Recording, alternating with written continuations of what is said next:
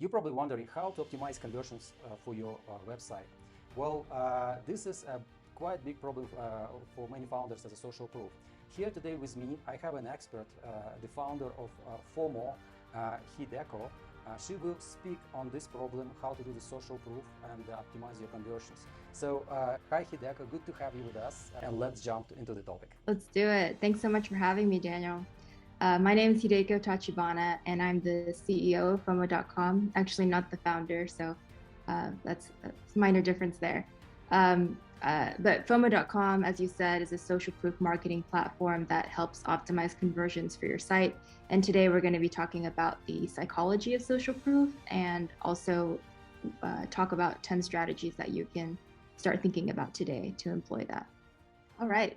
So if you're listening to this, you're probably trying to grow your business, and you've probably accumulated a very healthy, growing list of marketing tools that you've heard at one point or another you should install. So today we're going to talk about why we should care about social proof as yet another strategy. So how do people shop these days? They reach your page through an ad or direct search, and then after a few seconds, they'll open up 5 other tabs and start doing comparison shopping and research. And before you know it, you've just lost your prospect. So all the work that you're putting into SEO search rankings, content, ads, word of mouth, whatever it might be to get your prospect to your site is actually just the starting point to that visitor's purchasing journey. And so we have to think about what we can do to optimize conversions once they reach your site. You have limited time and real estate on your website where you can do everything that you need to do for your visitors. So, telling the story, building credibility, having a strong call to action, all of these things you have to do within usually like less than 1 minute, because most new visitors are bouncing your site within 15 seconds. And, consumers are getting smarter these days. We're not in Mad Men times anymore. And so they're skeptical about ads and copy and things that you say about yourself. So it doesn't really work anymore to be like, hey, you won't find a reason to visit any other competitor, or we have all of the fashion, we have all the cute dresses that you need. You can't really say that about yourself. Mm-hmm. What you can do though is to show off what your customers say about you. These days you need to show rather than tell, and you need to use your customers' voices to build credibility and confidence for your prospective visitors. The truth of the matter is that no one really cares what you say about you. They care what others like them say about you. So that's why social proof is important. It's a social cue. And if you leverage it correctly, you can start to build that trust and credibility with your audience in a more organic and effective way. And this is a way to help you and your site maximize your conversions. So, you're probably already familiar with this. The feeling that you get when you walk by a crowded restaurant, you file it away for later. It's that feeling of FOMO, which stands for fear of missing out. You just feel like you're missing out on something special. And the reason why is because you feel like if other people seem to think it's good, then it must be good. And so what you'll take away from today is, number one, why social proof works through the psychology of why social proof exists. And then number two, 10 strategies to start using it for your business today. So social proof is a behavior signal. It's about looking around for whatever the popular behavior is. And one interesting case or event about this is that the HMRC in the UK started using a slogan, even if one person fails to pay their taxes, it reduces the services and resources that are provided. So that's a nice slogan. It provides information. It conveys cause and effect. But then a couple of years later, they changed it to just 9 out of 10 people in Britain pay their taxes on time. And this actually resulted in a 29% higher rate of people paying their taxes on time, because they thought that that was what was the popular behavior to do, to pay taxes on time. Another aspect to social proof in the psychology is that it's more powerful when there is a situation of uncertainty. And that's exactly what a consumer transaction is in a nutshell, is that there's information asymmetry. It's the seller knows more about the product or the service than the buyer does. And situations of uncertainty can lead to something called the bystander effect. And you might be familiar with the bystander effect in like elementary school, or not elementary school, Probably, like high school psychology class. I'm not sure the audience knows, but yeah, I am aware. But if you can give a few words about that, it's also good. Yeah, so the most cited example of this is a fascinating case in 1964 when a woman was actually murdered in front of 37 onlookers in an apartment courtyard in New York. Wow. The New York Times article that published the story said 37 who saw a murder but didn't call the police. And what happened was really that people reported that they just didn't really know what to do or how to intervene, although it was obvious, you just call the police. But the takeaway is just that in ambiguous situations, bystanders are just looking to others for guidance before acting. So that's how those 37 people handle that situation. And that's how a lot of people handle situations today, is just to look around to see what other people are doing. I see. Yeah. And here's an interesting study which compared a statement about limited product availability versus popularity. So a statement that says something like 3 items left versus 90 people bought this product. And the finding there was that the popularity claim had much more of an impact on purchase intention. So 2 takeaways from this study were that social proof can actually be a more powerful statement than scarcity or urgency, and also that the popularity claim here had a true perception shift. So people actually thought that the quality of the product was better just because they thought that others liked it. Vendors on Very Amazon are doing this quite often. I saw this. It's we have 5 items left, and you just come in next time, and like next week they also have like 3 items left or 8 items left. Yeah, and there's a hidden camera prank that was quite funny. So I'll just explain what happened. There was a woman who was the subject of the prank. She's walking into a doctor's waiting room full of seated actors. There's a beep on the intercom, and all the actors in the waiting room stand up and sit back down for no reason at all. And the woman's looking around confused about what everyone's doing. But then after 3 beeps of this happening, where everyone stands up and sits back down, she just starts doing it too. And this continues for a while until each actor is called into this doctor room. And so she's the only one left in the waiting room, but she still stands up and sits back down as the beeping continues. And I mean, it's pretty ridiculous behavior. But after the interview, or after the experiment, she's interviewed, and she says that she felt really uncomfortable when she was just doing something that was against what everyone else was doing. And this illustrates this idea of normative conformity, which is that the presence of peers actually impacts your brain activity and leads to changes in your decisions as far as it relates to risk-taking and trust decisions. So Wow. you can actually feel like this tension if you're doing something that's like socially different from the group. That's funny, but this is absolutely true. So I agree with that.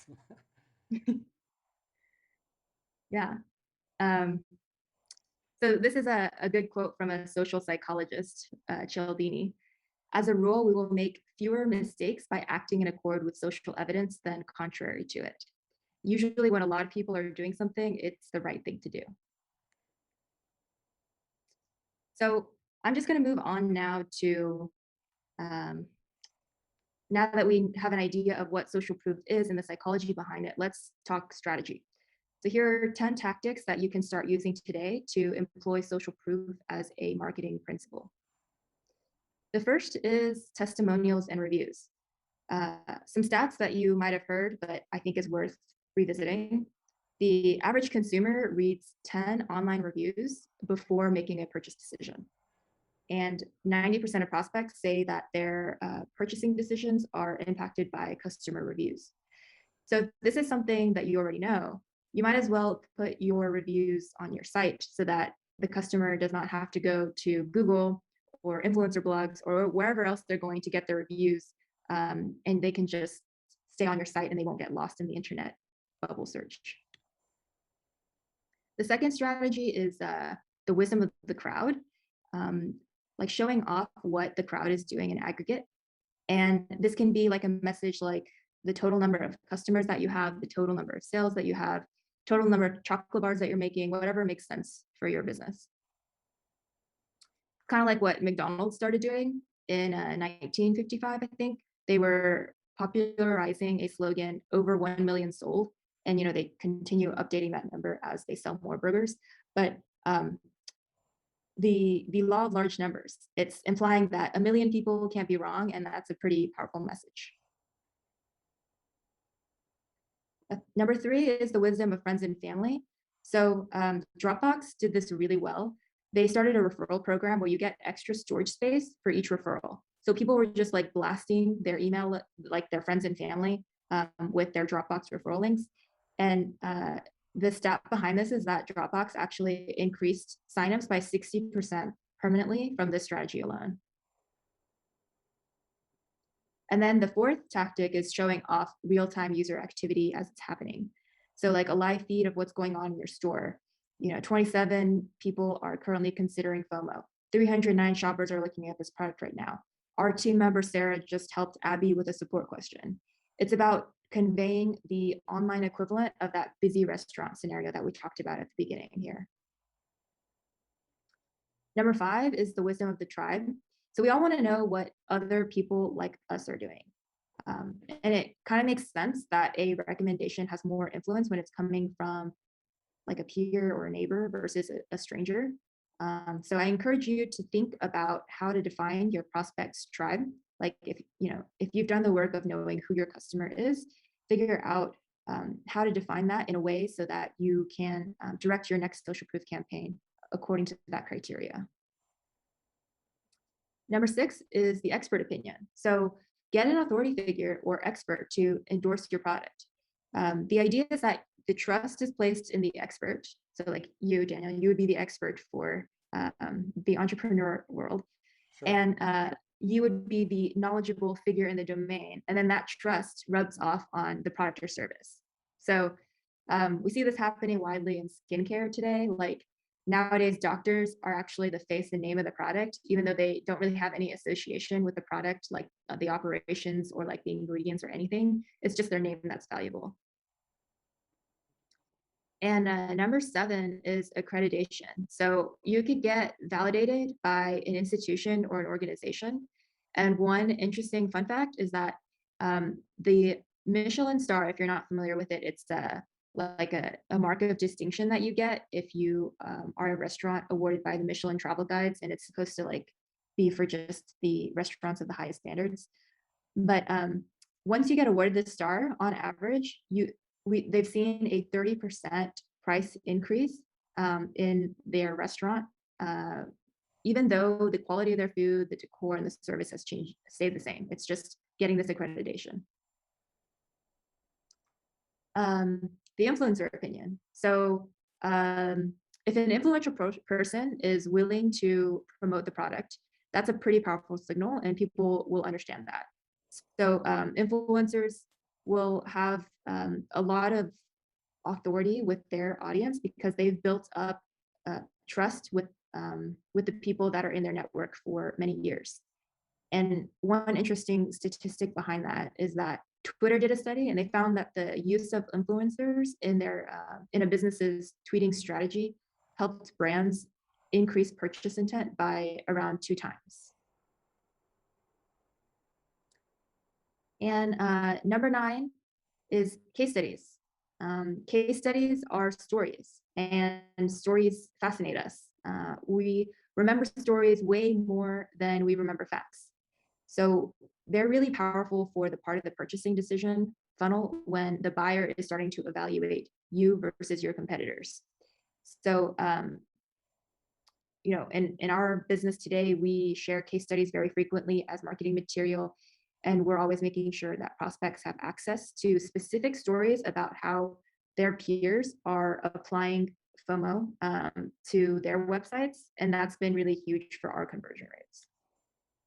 And then the final strategy, number 10, is virality. This is a tough one because sometimes it requires a large marketing budget, although not necessarily. Sometimes you can get creative with it. But this is a combination of pushing urgency and social proof. It's all about getting everyone huddled around something because it's happening right here, right now.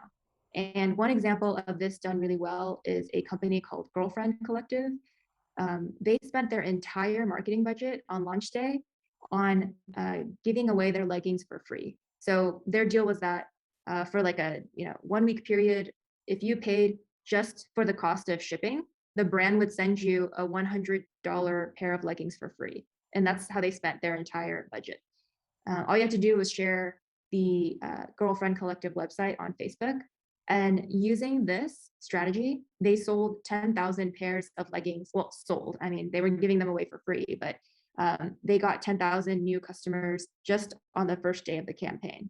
And then, it was on them to be able to retain those customers and turn them into second and third purchases. So that's it. I'm happy to answer any questions, but I hope that this gives you some paths forward that you can start thinking about to apply to your business today. Thank you so much, Hideko. Appreciate that. Actually, I love that you put this into 10 steps, and it really simplifies the understanding of importance of every single tool you're suggesting to use to improve the website social proof. My question, just one question I have to it's a very common scenario in many startups. Like, yes, I have very nice website. I built it on a whatever, like website builder like Wix, WordPress, looking sleek and nice, but it doesn't convert. Like, where would you suggest to dig first as the startup founder to understand what's exactly the problem, why it's not converting, why I don't get the leads from my very nice global website? Well, that's a really good question, and I think it depends on the funnel. So, looking into where customers are finding you and how their purchasing journey is going from the moment that they enter their page to when they make their final purchasing decision and move on to the cart and then execute into a customer. Following the customer through those steps, and one way to do that is through what is it, like full story is what we use, but being able to watch the customer's journey as soon as they enter your site and then following them through that journey is a really powerful way to just start to understand where customers are getting stuck and where they're getting lost. All right, that was Hideko, the CEO of Fomo. And I would like to remind everyone that we are partners with Fomo. And if you are a member of Global World, we will give you 3 months off from the offer of Fomo, and you will be able to test out their solution. And if you want me to connect connect you with Fomo team, we'll be happy to do that. In the meantime, I'm expecting some nice questions, comments here in the chat. And please don't forget to press the like button. We really appreciate subscribe, and send some nice messages and love to Fomo team. We'll be happy to have some good feedback from you. Thank you so much, Hideko. I really appreciate and look forward to do more talks with you soon. Thanks, Daniel. Thanks for having me.